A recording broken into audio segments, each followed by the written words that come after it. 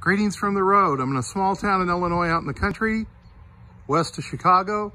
This is a 1910 Sears Buggy. Out of all the 1910 Sears Buggies remaining, and probably all the Sears Buggies for that matter, this may be the most correct, original, unrestored, complete, one family documented owned vehicle. It's been in the same family since '96.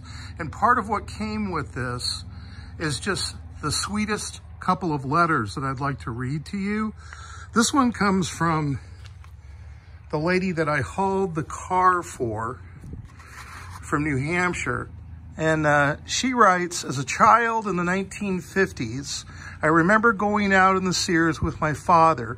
He put a sign on the back to advertise the church fair, and we would spend a few hours driving around. This was in Reading, Massachusetts.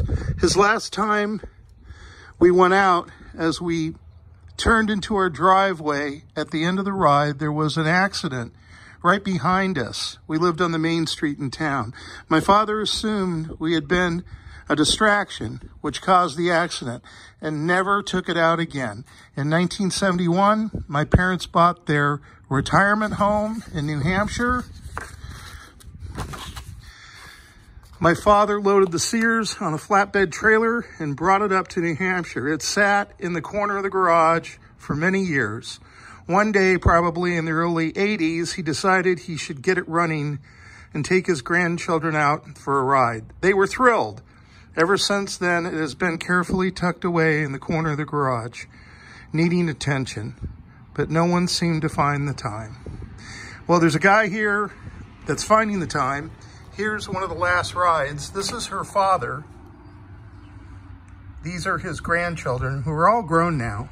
This is the house in New Hampshire out for a ride. That's her father on the left. That's her husband on the right. Here is a black and white photo taken after 1925. This was the name of their business, Hobart's Garage, in Reading, Massachusetts, about 17-20 miles outside of Boston. The family owned that property from 1920 to 1970. And then this is a real treat. Here's a letter written by her father, Earl Hobart, before he passed away.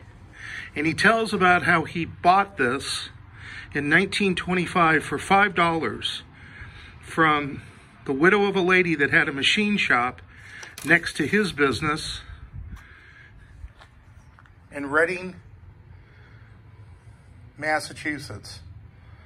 And I guess that's a sign I shouldn't read the letter. But anyway, he gave her $5 because she was just going to take it to the dump.